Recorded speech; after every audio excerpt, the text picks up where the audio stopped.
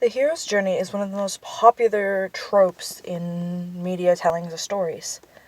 Act 1, which usually is about 25% of the trope, I guess, or play, or whatever you're reading, is the first one, An Ordinary World. Something where it introduces you to basic characters and rules of the world. Think the first opening scenes in any movie where you see everything happy or everything is as normal. The second is the call to adventure. Usually this is where the main character suddenly realizes they're the chosen one, or they have the special object that requires only them to carry it across the world. 3 is refusal of the call.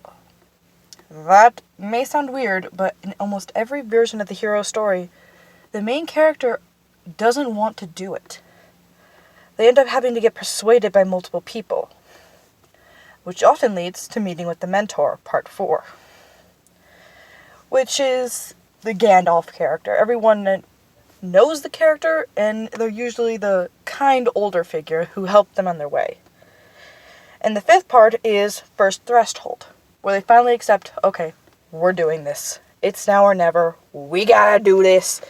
Otherwise, the world's kind of gonna blow up, or there's an evil army gonna come and get us, and only a simple farmer can help.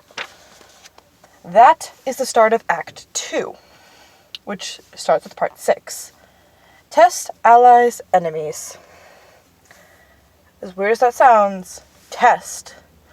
Can you actually do it? Proving to the audience and to the characters themselves, sometimes even, that they themselves can do it. Allies. Getting all your friends together, or even strangers that will eventually become like your family. This is like when the Fellowship of the Ring, when all the characters finally came together. Enemies. You get a clear vision of who the enemy is, whether that be a single person or an army. The next part after that is approach. Intimate cave. Which is a weird thing to describe because it's different in everything.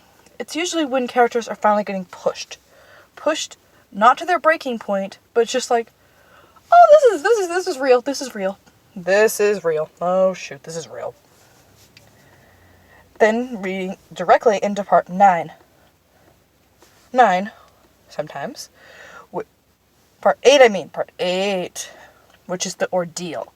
The final battle, the battle that will bring everything back and will hopefully save the world, unless you're in a tragedy. If you're in a tragedy, you're more than likely gonna die. And then after that, part 9 happens, which is the reward, or the sword in some cases. It's when everything kind of gets tied up with a nice little bow. Characters are all getting happy, and then you get the 50% of the screenplay. Act 3, returning home, the road back. Some people actually go into great detail about how they get back. It's not just, oh, they get magically teleported, or there's eagles who save everyone.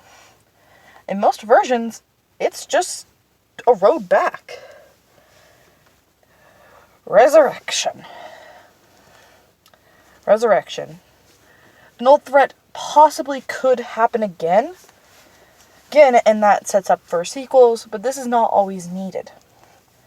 Return with the elixir is usually just, hey, you didn't die. Good job. Now this all has a risk of happening again. So usually that calls for people to destroy an object or a thing or a person even who could risk it happening again. Which is all of Act 3. Which is I'm going to tie you up in a nice little bow section, put you happy, and put you in the corner. Hope you don't come back! You're like that project I'm going to visit like every once in a while and just like remind everyone in a bar for all eternity. Yeah, I'm going to be that person who just reminds people in a bar, oh, I'll save your life, you should buy me a drink. Yeah, let's just... As long as the resurrection doesn't happen, you're in the clear pretty much.